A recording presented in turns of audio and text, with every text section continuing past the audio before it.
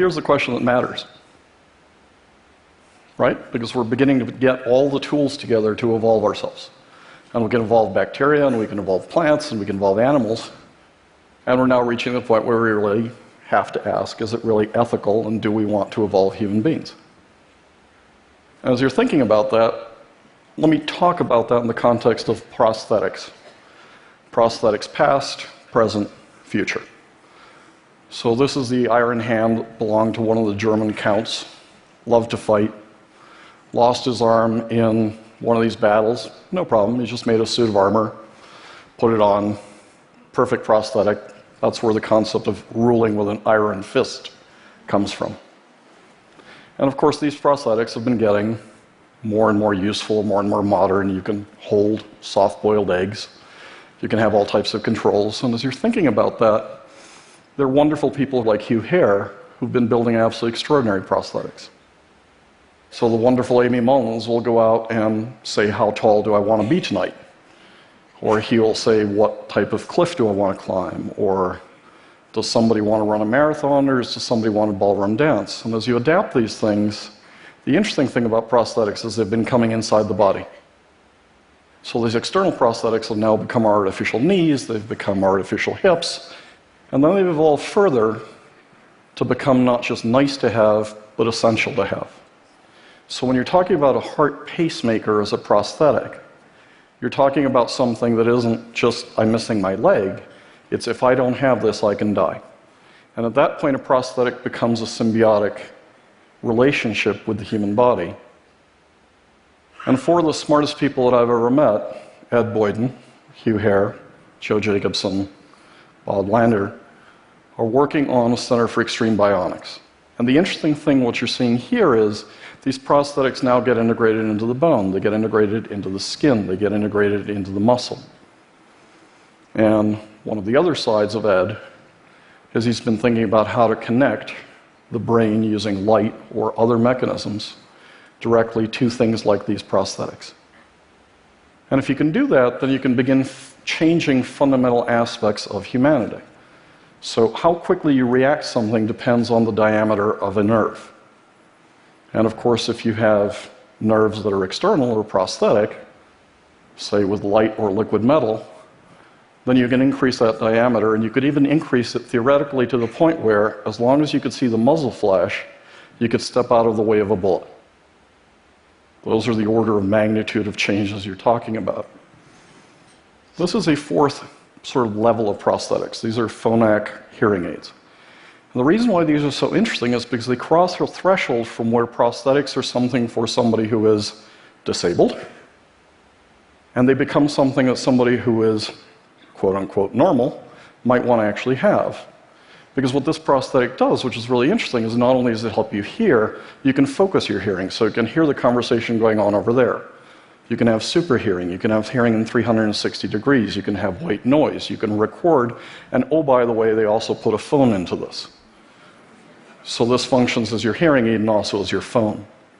And at that point, somebody might actually want to have a prosthetic voluntarily. All these thousands of loosely connected little pieces are coming together, and it's about time we ask the question, how do we want to evolve human beings over the next century or two? And for that, we turn to a great philosopher who was a very smart man despite being a Yankee fan. And Yogi Berra used to say, of course, that it's very tough to make predictions, especially about the future. So instead of making a prediction about the future to begin with, let's take what's happening in the present with people like Tony Atala, who is redesigning 30-some-odd organs. And maybe the ultimate prosthetic isn't having something external, titanium. Maybe the ultimate prosthetic is take your own gene code, remake your own body parts. Because that's a whole lot more effective than any kind of a prosthetic. But while you're at it, then you can take the work of Craig Venter and Ham Smith, and one of the things that we've been doing is trying to figure out how to reprogram cells. And if you can reprogram a cell, then you can change the cells in those organs. So if you can change the cells in those organs, maybe you make those organs more radiation resistant, maybe you make them absorb more oxygen, maybe you make them more efficient to filter out stuff that you don't want in your body.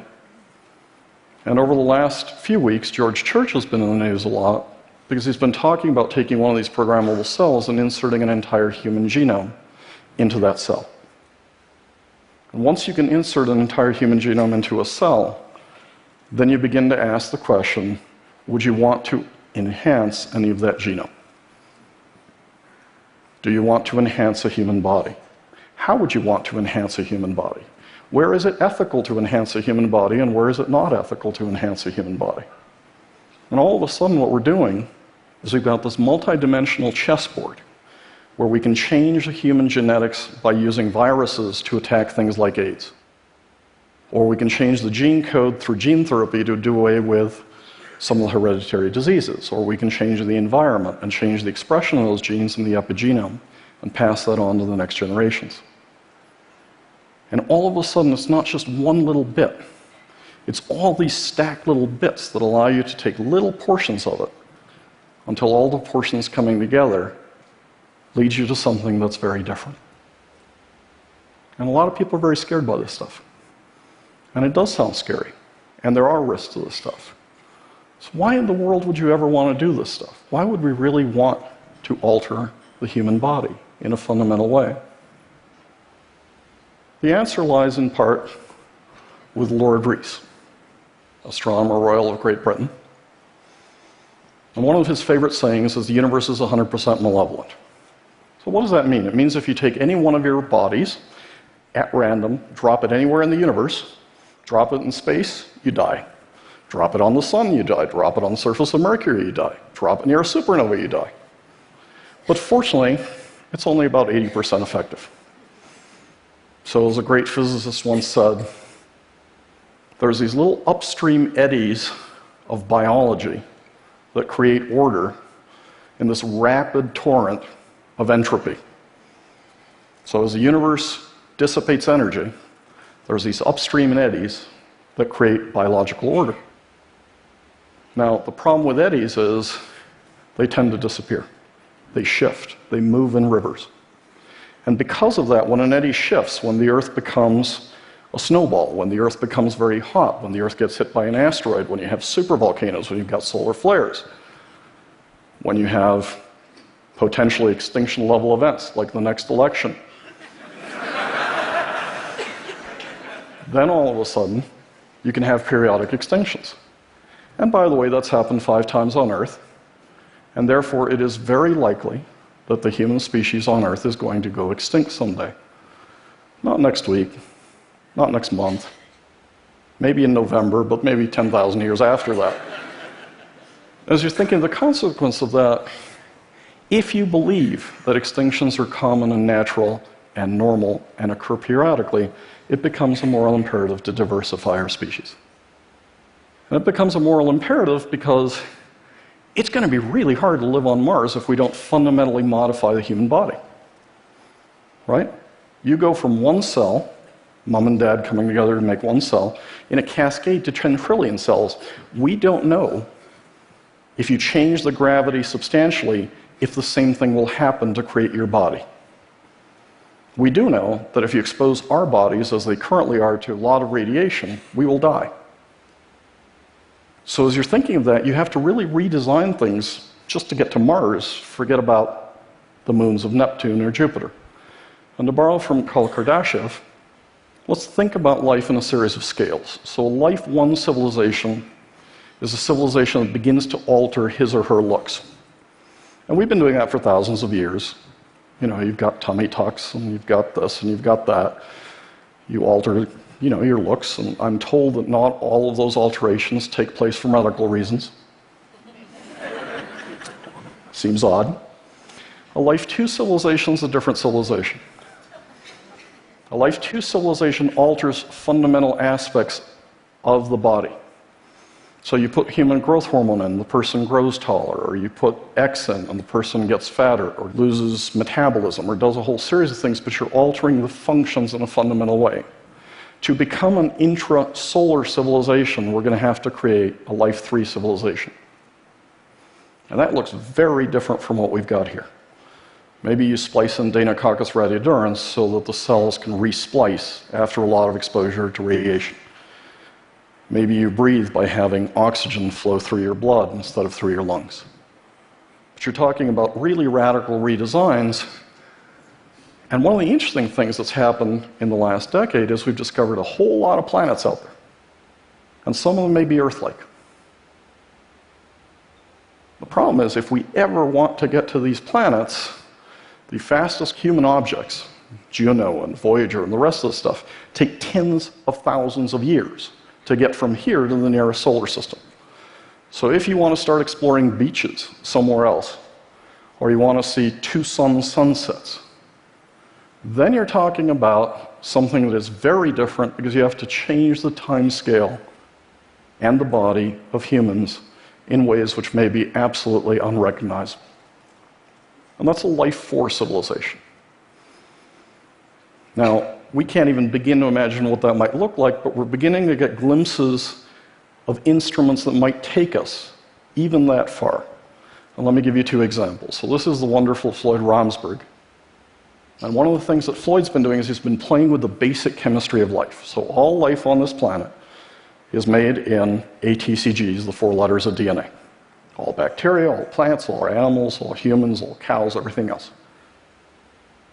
And what Floyd did is he changed out 2 of those base pairs, so it's ATXY. And that means that you now have a parallel system to make life, to make babies, to reproduce, to evolve, that doesn't mate with most things on Earth, or in fact, maybe with nothing on Earth. Maybe you make plants that are immune to all bacteria. Maybe you make plants that are immune to all viruses. But why is that so interesting? It means that we are not a unique solution. It means you can create alternate chemistries to us that could be chemistries adaptable to a very different planet that could create life and heredity. The second experiment, or the other implication of this experiment, is that all life is based on 20 amino acids. If you don't substitute 2 amino acids, if you don't say ATXY, if you say ATCG plus XY, then you go from 20 building blocks to 172. And all of a sudden you've got 172 building blocks of amino acids to build life forms in very different shapes. Second experiment to think about is a really weird experiment that's been taking place in China. So this guy has been transplanting hundreds of mouse heads, right? And why is that an interesting experiment? Well, think of the first heart transplants. One of the things they used to do is they used to bring in the wife or the daughter of the donor, so the donee could tell the doctors, do you recognize this person? Do you love this person? Do you feel anything for this person? We laugh about that today. We laugh because we know the heart is a muscle, but for hundreds of thousands of years, or tens of thousands of years, I gave her my heart, she took my heart, she broke my heart. We thought this was emotion. And we thought maybe emotions are transplanted with the heart. Nope. So how about the brain? 2 possible outcomes to this experiment. If you can get a mouse that is functional, then you can see, is the new brain a blank slate? And boy, does that have implications. Second option, the new mouse recognizes Minnie Mouse. The new mouse remembers what it's afraid of, remembers how to navigate the maze, and if that is true, then you can transplant memory and consciousness. And then the really interesting question is, if you can transplant this, is the only input-output mechanism this down here? Or could you transplant that consciousness into something that would be very different, that would last in space, that would last tens of thousands of years, that would be a completely redesigned body that could hold consciousness for a long, long period of time? And let's come back to the first question. Why would you ever want to do that? Well, I'll tell you why. Because this is the ultimate selfie. This is taken from 6 billion miles away, and that's Earth. And that's all of us. And if that little thing goes, all of humanity goes. And the reason why you want to alter the human body is because you eventually want a picture that says, that's us, and that's us, and that's us, because that's the way humanity survives long-term extinction. And that's the reason why it turns out it's actually unethical not to evolve the human body, even though it can be scary, even though it can be challenging. But it's what's going to allow us to explore, live, and get to places we can't even dream of today, but which our great-great-great-great-grandchildren might someday. Thank you very much.